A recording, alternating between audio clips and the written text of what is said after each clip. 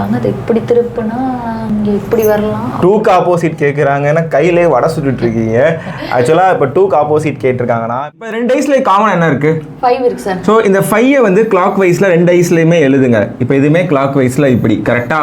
அப்போ ஃபர்ஸ்ட் ஐஸ்ல 5 3 1, இதில் 5 2 4. அப்போனா 3க்கு ஆப்போசிட் 2 தான், 1க்கு ஆப்போசிட் 4 தான், 5க்கு ஆப்போசிட் மிச்ச நம்பர் என்ன இருக்கு? 6 தான். ஓகேவா? இந்த கொஸ்டின்ல என்ன கேட்டிருக்காங்க? 2க்கு ஆப்போசிட் 3 தான் கேட்டிருக்காங்க. அப்போ ஆன்சர் வந்து 3. இது வந்து மாடல் நம்பர் 1.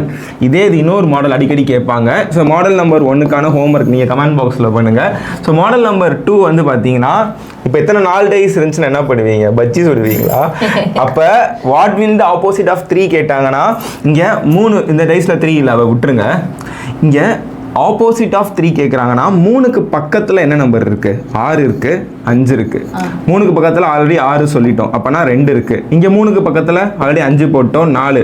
அப்போ 3க்கு பக்கத்தில் இந்த 4 நம்பர் இருக்குன்னா மிச்ச நம்பர் என்னவா இருக்கும்? 1 சார். ஆப்போசிட்டாக தான் கண்டிப்பாக அது இருக்குமா? அப்போ 1 தான் நம்மளோட ஆன்சர். ஆன்சர் என்ன நீங்கள் கமெண்ட் பண்ணுங்கள். இந்த மாதிரி இன்ட்ரெஸ்டிங்காக லேர்ன் பண்ணுறதுக்கு கனிஷ் மேக்ஸை ஃபாலோ பண்ணி வச்சு நிறைய பேருக்கு ஷேர் பண்ணுங்கள்.